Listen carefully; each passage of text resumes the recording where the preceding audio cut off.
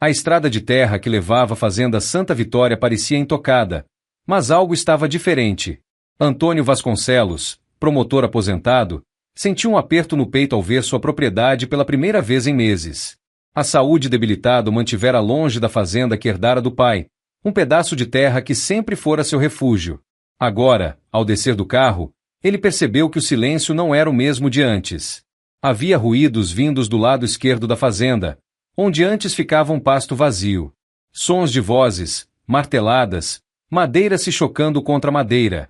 E então ele viu um grupo de barracas espalhadas na beira do campo. Antônio estreitou os olhos. Invasores! Seu maxilar se contraiu. O MST havia tomado parte de sua terra enquanto ele estava ausente. Ele não precisou perguntar. Já sabia como funcionava. Entravam devagar, ocupavam uma área pequena, e quando percebiam que ninguém reagia, expandiam como um câncer. Respirando fundo, caminhou até a sede da fazenda. No alpendre, encontrou Raul, o capataz, que observava com um misto de alívio e preocupação. Doutor Antônio, achei que o senhor só viria na próxima semana. Resolvi antecipar. Pelo visto, foi uma boa decisão. Raul baixou a cabeça, envergonhado. Eles chegaram devagar. Primeiro, 1 ou 2 barracos. Depois, quando percebemos, já eram mais de 20. Tentamos impedir, mas... Antônio ergueu a mão, interrompendo-o. Quantos são? Uns 30. Mas dizem que mais virão. O promotor não respondeu de imediato. Apenas olhou fixamente para o acampamento. Havia enfrentado facções, organizações criminosas, políticos corruptos e assassinos nos tribunais. Mas aquilo era diferente. Dessa vez, ele não lidaria com advogados e juízes. Lidaria com ação direta. Antônio pegou o celular no bolso e discou um número que não usava havia anos. Alô, coronel? Preciso de um favor. Algo discreto. Do outro lado da linha, a resposta veio quase de imediato. Diga o lugar e a hora. Antônio olhou para os invasores ao longe, alguns carregando estacas para novas barracas, outros improvisando uma cozinha comunitária. Fazenda Santa Vitória. Agora!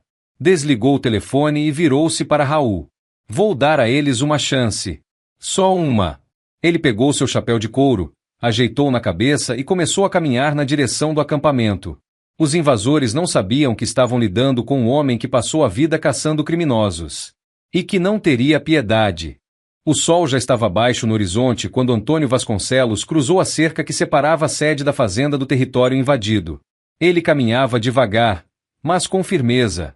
Sua presença, mesmo sem pressa, carregava um peso que os invasores ainda não entendiam. Os primeiros a notá-lo foram 2 jovens, sentados ao lado de uma fogueira improvisada. Eles pararam de conversar e se entreolharam, surpresos com a figura do homem que se aproximava. Outros invasores começaram a perceber. Os murmúrios cresceram. Quando ele finalmente parou no meio do acampamento, o silêncio tomou conta do lugar. Foi então que um homem de barba cheia e expressão arrogante se adiantou. Vestia uma camiseta vermelha desbotada com um punho cerrado estampado no peito. Era claro que ele se considerava o líder do grupo. Boa tarde, senhor. Posso ajudá-lo? Disse, com um tom de falsa cordialidade. Antônio retirou o chapéu e bateu levemente na perna, espantando a poeira. Essa terra é minha. O que vocês estão fazendo aqui? O homem sorriu, cruzou os braços e falou alto, para que todos ouvissem. Essa terra era improdutiva. Agora é do povo. Estamos apenas exercendo nosso direito de ocupar. Antônio inclinou a cabeça levemente, como se estivesse analisando a criatura que falava. Ocupar? Ele olhou ao redor, observando as barracas espalhadas, a improvisada cozinha comunitária e a cerca que já haviam derrubado para expandir o acampamento. Vocês sabem quem eu sou? O homem de barba riu, e alguns invasores o acompanharam. Sabemos. Sim. Mais um latifundiário que acha que pode mandar e desmandar. Mas as coisas mudaram, doutor. O governo está do nosso lado. A lei está do nosso lado. Antônio suspirou. Ah, meu jovem, se tem algo que eu conheço bem, é a lei. Os risos cessaram. Ele deu um passo à frente, seus olhos cravados no homem. Fui promotor de justiça por 35 anos. Passei minha vida colocando ladrões, assassinos e corruptos atrás das grades. Deixou as palavras ecoarem antes de continuar. E, se você acha que pode invadir a minha terra e sair impune, é porque não fez a lição de casa. O líder do MST não se intimidou tão rápido. Você pode ter sido o que for, mas agora é só um velho dono de terras. Estamos protegidos. Não há nada que possa fazer. Antônio sorriu de canto. Tem certeza? Ele ergueu a mão e olhou para o relógio. Os invasores franziram a testa. E então, ouviram os motores. No topo da colina, 3 caminhonetes surgiram na estrada de terra, descendo lentamente em direção ao acampamento. Elas estavam cheias. Os homens que desceram não eram policiais. Eles não usavam uniformes, não traziam distintivos, nem carregavam burocracia. Eles traziam autoridade real. E, diferente do governo, esses homens não davam segunda chance. Antônio recolocou o chapéu na cabeça e deu seu último aviso. Vocês têm 5 minutos. Os motores das caminhonetes rugiam baixo, parando no limite do acampamento. Os invasores sentiram o ar mudar. Os homens que desceram dos veículos não pareciam policiais, nem seguranças comuns. Eram ex-militares, homens acostumados a resolver problemas de maneira definitiva. Seus olhares eram frios. Seus passos, calculados. E estavam ali por apenas um motivo. O líder do MST, o homem de barba cheia, tentou manter a postura firme. Então é assim? Vai chamar jagunços para tentar nos intimidar? Isso aqui é Brasil, meu amigo. Temos direitos. A lei nos protege. Antônio não respondeu imediatamente. Apenas caminhou alguns passos à frente e pegou um cigarro no bolso, acendendo com calma. O silêncio que se formou era ensurdecedor. E então, sem aviso, um dos seguranças puxou um facão e cravou com força em um dos postes improvisados do acampamento. O som metálico cortou o ar. O impacto fez os invasores recuarem.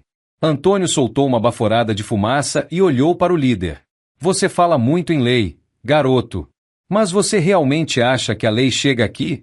Ele gesticulou para os lados, apontando para os campos abertos, quilômetros de terra sem uma única delegacia por perto.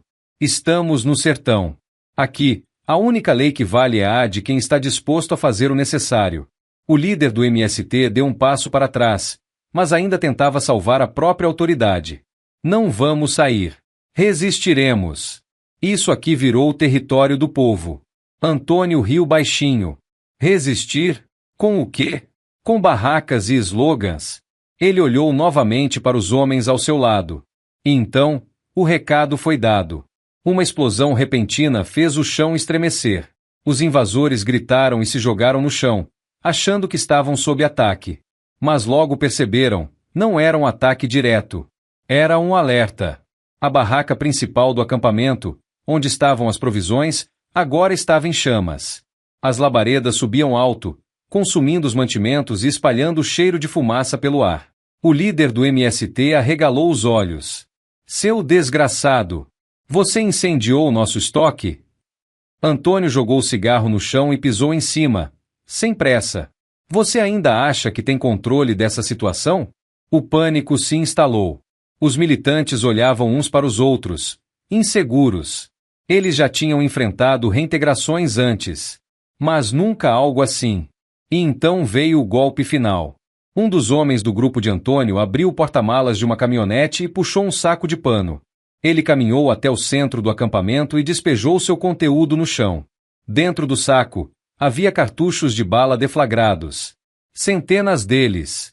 Antônio esperou um instante, depois falou baixo, mas com peso suficiente para ser ouvido por todos. Sabe o que é isso? Memórias de quem achou que podia fazer o que queria, onde queria. Ele deu um último trago no cigarro e jogou a bituca no chão. Última chance. Quem quiser sair andando, saia agora. Quem ficar, vai sair de outro jeito. O medo se espalhou pelos invasores. Alguns já estavam pegando suas mochilas. Outros tentavam resistir, mas era óbvio que não tinham escolha. O líder do MST olhou para seus seguidores e percebeu o que Antônio já sabia desde o começo. A batalha estava perdida. E ainda nem precisaram sujar as mãos. O líder do MST olhava ao redor, desesperado. Sua tropa já não parecia tão disposta a resistir. O fogo consumia a barraca principal, a fumaça negra subia ao céu, e o ar estava carregado com cheiro de lona queimada. Mas o que realmente fez sua convicção vacilar foi o som de passos pesados atrás dele. Os homens de Antônio não falavam. Apenas avançavam lentamente, com os rostos impassíveis. Cada um segurava algo que fazia os militantes recuarem mais um passo. Alguns tinham bastões de madeira, outros, espingardas de cano curto. Nada precisava ser dito. O jogo havia acabado. Os primeiros invasores começaram a correr. Sem uma palavra, eles simplesmente pegavam o que podiam e fugiam em direção à estrada, abandonando o que haviam construído em poucos minutos. Outros tentavam manter a compostura, mas já não tinham controle sobre a situação. O líder do MST sabia que havia perdido, mas ainda tentou um último ato de resistência. Ele olhou para Antônio e cuspiu no chão. Você acha que ganhou, velho? Isso não acaba aqui. Vamos voltar. E da próxima vez, não vai ser só um acampamento. Antônio não se mexeu. Apenas manteve o olhar fixo no militante. E então, sem aviso, um dos homens ao seu lado sacou uma espingarda e atirou no chão, a centímetros dos pés do invasor. O estrondo ecoou pelo campo. O homem pulou para trás, quase caindo, o coração disparado. Os últimos invasores desabaram em desespero, largando mochilas e ferramentas para trás e fugindo o mais rápido possível. Antônio manteve a calma. Olhou para o líder do MST, que agora suava frio, e deu um último aviso. Se voltar, não vai ter aviso. Vai ter cova. O militante engoliu seco. E correu. Os poucos que restavam não precisaram de outro incentivo. Em menos de 10 minutos, o acampamento estava vazio. Tudo o que restava eram barracas abandonadas, faixas rasgadas e um silêncio pesado. O general Albuquerque, que até então apenas observava a cena com um leve sorriso, quebrou o silêncio. Não precisou nem meia hora. Antônio ajustou o chapéu e deu de ombros. Esses aí só sabem latir. Quando veem os dentes de verdade, correm como ratos. Ele virou-se para Raul, o capataz, e apontou para as barracas. Queimem tudo. Quero esse lugar limpo antes do amanhecer. Raul assentiu. Não haveria vestígios de que aqueles invasores um dia pisaram ali. Enquanto os homens começavam a desmontar o acampamento inimigo, Antônio caminhou de volta para a sede da fazenda. Pegou um cigarro no bolso, acendeu e soltou a fumaça olhando para o horizonte.